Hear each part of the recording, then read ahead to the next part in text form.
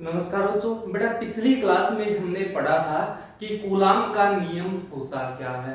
Coulomb के नियम के लिए हमने एक सूत्र निकाला था जो लास्ट में क्या आया था कि कूलाम के नियम के अनुसार दो आवेश है अपने पास, उन आवेशों के बीच में जो बल लगता है वो किसके बराबर होता है, F बराबर K Q1 Q2 अपॉन में R स्क्वायर के क्या होता है बराबर होता है। ये हमने पिछली क्लास में निकाला था। इसके पश्चात हमने पिछली क्लास में पढ़ा था कि पैरावैद्युतांक होता क्या है। तो किससे प्रदर्शित करते हैं पैरावैद्युतांक को, एप्सिलॉन आर से। और इस पैरावैद्युतांक का जो मान आया था फॉर्मूला वो दो थे अपने पास। तो एक तो था F0 अपॉन में Fm और दूसरा था एप्सिलॉन m अपॉन में एप्सिलॉन g। यदि इसकी बात करें तो इसके अनुसार क्या था कि निर्वात में लगने वाला बल और माध्यम में लगने वाले जो बल है इन दोनों का जो अनुपात होता है ये क्या कहलाता है, पैरावैद्युतांक कहलाता है। या दूसरा जो था अपने पास कि जो माध्यम की विद्युतशीलता है और निर्वात की विद्युतशीलता है इन दोनों का जो अनुपात होता है वो क्या कहलाता है, पैरावैद्युतांक कहलाता है। इसके पश्चात देखो हम आज पढ़ेंगे कूलाम का नियम। लेकिन देखो बेटा कूलाम के नियम में निकालते क्या है, बल निकालते हैं। और बल कैसी राशि होती है, सदिश राशि, मतलब बल की क्या होती है, दिशा होती है। तो यहाँ पर आज हम पढ़ेंगे कूलाम का जो नियम है उसका सदिश निरूपण, कि कूलाम के नियम से हम जो बल का मान निकालेंगे वो किसके रूप में निकालेंगे, सदिश के रूप में निकालेंगे। तो देखो बेटा आज का जो अपना टॉपिक है वो क्या है, कूलाम नियम का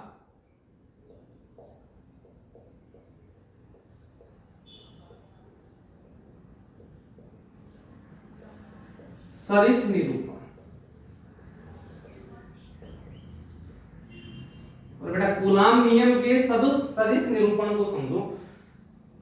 भाई माना ये अपने पास एक निर्देश तंत्र है,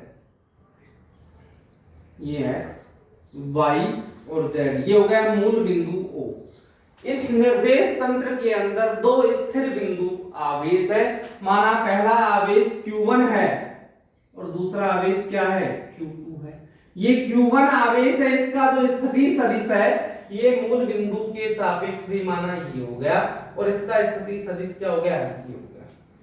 माना इसका जो स्थिति सदिश है वो R1 है और इसका जो स्थिति सदिश है वो कितना है, R2 है। किसके सापेक्ष, मूल बिंदु के सापेक्ष।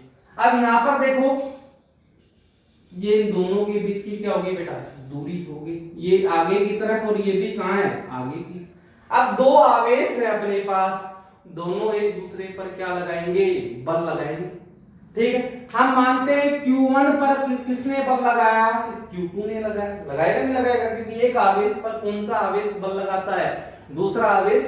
तो Q1 पर Q2 के द्वारा जो बल लगा वो माना ये है F1। कितना बल है ये, F12। एक पर लगाया और किसने लगाया, दो ने लगाया, मतलब Q1 पर लगा और किसने लगाया, Q2 ने लगाया। इसी प्रकार अब हम इस Q2 की बात करते हैं। Q2 जो आवेश है इस Q2 आवेश पर कौन बल लगाएगा, Q1 लगाएगा। तो इसकी माना दिशा ये हो गई, किस पर लगा, दो पर लगा और किसने लगाया, एक ने लगाया। अब हम यहां से इन दोनों बलों के क्या निकालेंगे, मान निकालेंगे। तो पहले हम बात करते हैं Q1 आवेश पर Q2 आवेश द्वारा लगाया गया बल। किससे निकालेंगे, कूलाम नियम से। और बेटा कूलाम नियम से फॉर्मूला देखो क्या होगा अपने पास, एक पर लगा, किसने लगाया, दो ने, तो क्या लिख दिया F12। फॉर्मूला क्या होता है कि Q1 Q2 अपॉन में R स्क्वायर, दोनों के बीच की दूरी। तो बेटा जब एक और दो की बात हो रही तो एक पर लगा और किसने लगाया, दो पर, तो दूरी भी एक और दो के कहां की आ गई, बीच की, इसका स्क्वायर। ओके, ये परिमाण रूप है लेकिन हमें कैसा रूप चाहिए, इसका सदिश रूप। बल कैसी राशि है, सदिश राशि, तो लगा दे इस पर सदिश। ये तो सदिश बन गया, इस तरफ ये सारा का सारा क्या है, परिमाण है।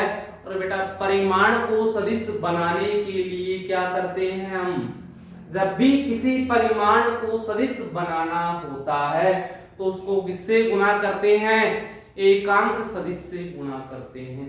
अब जब हम इसको एकांक सदिश से गुणा करेंगे तो देखो बेटा किसका एकांक सदिश आएगा, ये क्या है, नियतांक। नियतांक की कोई दिशा नहीं होती।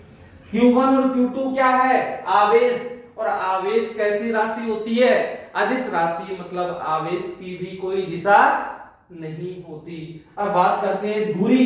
भाई दूरी की यहाँ पर देखो दिशा दर्शा रखी है, तो इसको दूरी के एकांक सदिश से क्या कर दिया हमने, गुणा कर दिया, मतलब R12 क्या हो गया, कैप हो गया। इसको यदि हम आगे सोल्व करें F12 बराबर देखो बेटा क्या आएगा, KQ1 Q2 अपोन में R12 सदिश, और ये हो गया इसका परिमाण। पहले ये निशान किसका है, परिमाण का है, और इसका क्या हो गया स्क्वायर, और ये हो गया R12। इसको आगे सोल्व करो, देखो क्या आएगा अपने पास, F12 सदिश बराबर K Q1 Q2 और अपोन में क्या आएगा अपने पास R12 सदिश का परिमाण का स्क्वायर, और इनटू में ये बेटा अपने पास एकांक सदिश है। इस एकांक सदिश को यदि मैं सदिश बनाना चाहूं तो किससे गुणा होगा, किसकी कम आवश्यकता है यहाँ पर, परिमाण की आवश्यकता है। तो हम क्या करते हैं, ये तो हो गया R12 का, और इनटू में क्या कर दो, R12 का परिमाण गुणा कर दो, और R12 का परिमाण क्या कर दो, इसका भाग कर दो। दे दिया, परिमाण से गुणा कर दिया, तो परिमाण का यहां पर क्या दे दिया, भाग दे दिया। तो देखो अपने पास मान क्या आएगा, कि Q1 Q2 अपोन में ये R12 परिमाण का स्क्वायर और R12 परिमाण गुणा में क्या हो जाएगा, R12 परिमाण की क्या हो गई Q। परिमाण को जब एकांक सदिश से गुणा करते हैं तो क्या बन जाता है, वो सदिश बन जाता है। तो ये हो गया R12 का सदिश आ गया। इसको दे दो समीकरण नंबर, ये किस पर लगा है, Q1 आवेश पर लगा है, और किसके द्वारा लगा है, Q2 आवेश के द्वारा लगाए गए बल का क्या है, मान है।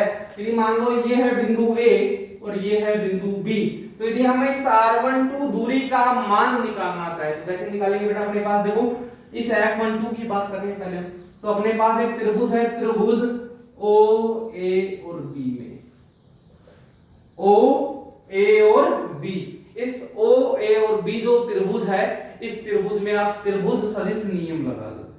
कौन सा नियम लगा दो, त्रिभुज सदिश नियम से। क्या होता है बेटा त्रिभुज सदिश नियम, कि अपने पास यदि दो सदिश हैं और दोनों को हमने किसी त्रिभुज की क्रमागत यानी कि लगातार भुजाओं पर क्या कर दिया, विस्थापित कर दिया, तो जो तीसरी विपरीत भुजा होती है वो किसको दर्शाती है, परिणामी सदिश के परिमाण और दिशा को दर्शाती है। देखो बेटा इस वाली स्थिति की बात करें तो यहां से लेकर यहां तक कहां गए, आगे की ओर, यहां से इस तरफ जा रहे हैं मतलब कहां पर गए हैं, आगे की ओर, और ये हो गया विपरीत, मतलब इन दोनों क्रमागत भुजाओं का योग किसके बराबर होगा, इस विपरीत भुजा के बराबर होगा। यही क्या होगा, त्रिभुज सदिश नियम। देखो आगे की तरफ गए क्या आया, R2, देख लो यहां से यहां तक आगे गए क्या आया, R2, इसके बाद में आगे की तरफ क्या है, R12, ये वाला मान यहां से यहां तक इस तरफ है, और बराबर विपरीत, देखो ये वाली दिशा विपरीत हो गई, बराबर किसके होगा, R1 के। यहां से R12 बराबर किसके आ गया, R1 माइनस R हो गया बेटा। ये जो मान है ये समीकरण 1 में रख दो, समीकरण 1 में मान रखने पर रखो बेटा, समीकरण 1 में मान अपने पास क्या आ जाएगा, F12 बराबर KQ1 Q2 अपोन में इसका मान रखो क्या है, R1 माइनस R2 का परिमाण और उसकी क्यूब, और ये क्या हो गया, R12 समीकरण नंबर 2 हो गया बेटा। अब हम बात करते हैं, देखो ये जो आवेश निकाला, ये जो हमने बल निकाला है, ये किसका है, Q1 पर लगा है और किसके द्वारा लगा है, Q2 के द्वारा लगा है। अब हम बात करते हैं अगले वाले की, इस Q2 पर भी क्या लगेगा, Q2 आवेश पर, और इस पर कौन बल लगाएगा, दूसरा आवेश कौन सा है, Q1 आवेश। तो Q2 आवेश पर Q1 आवेश द्वारा लगाया गया बल।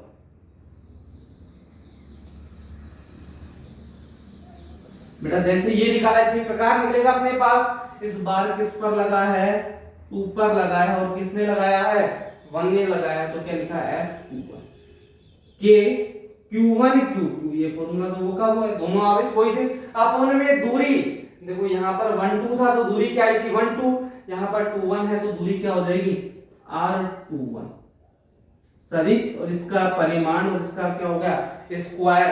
ये सदिश है और ये परिमाण है, परिमाण को सदिश कैसे बनाएंगे, किससे गुणा करेंगे, उसको एकांक सदिश से गुणा करेंगे। कर दो भाई R21 की। बेटा आप इसको आगे सोल्व करते हैं कि आगे देखो सोल्व करने पर क्या है, इसी प्रकार से ये आगे सोल्व होगा तो मैं सीधा मान लिख सकता हूं, इसका क्या आएगा, सीधा मान F21 बराबर के Q1 Q2 अपोन में R12 की जगह पर क्या आ जाएगा, R21 सदिश की Q, और ये हो जाएगा R21 सदिश, मतलब 1 2 था, इसकी जगह पर क्या आ गया, 2 1 आ गया, उल्टा हो गया इसकी।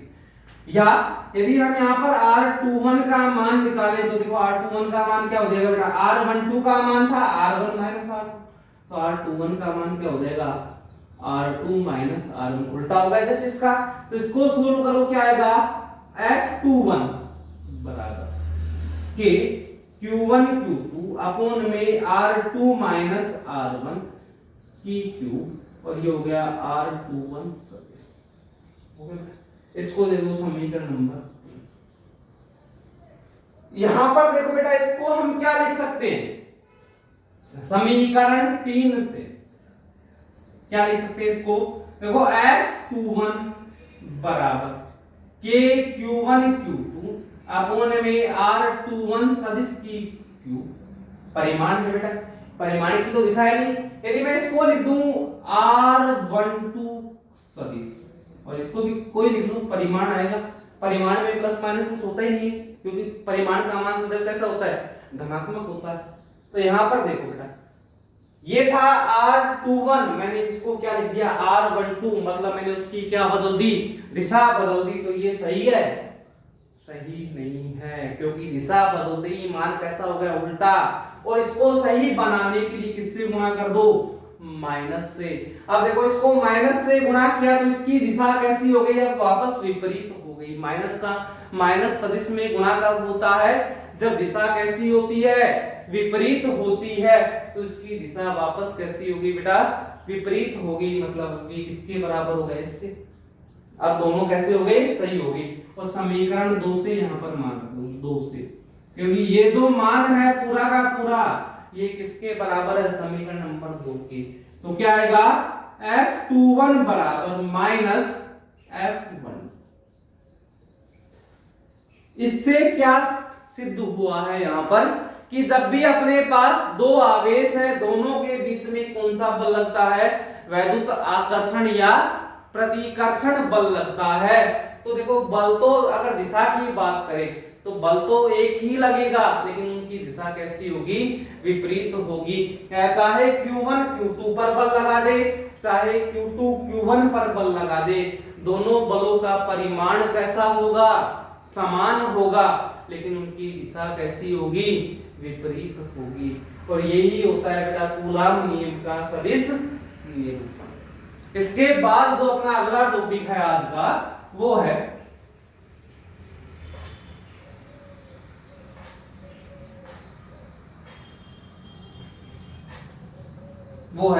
अध्यारोपण का सिद्धांत।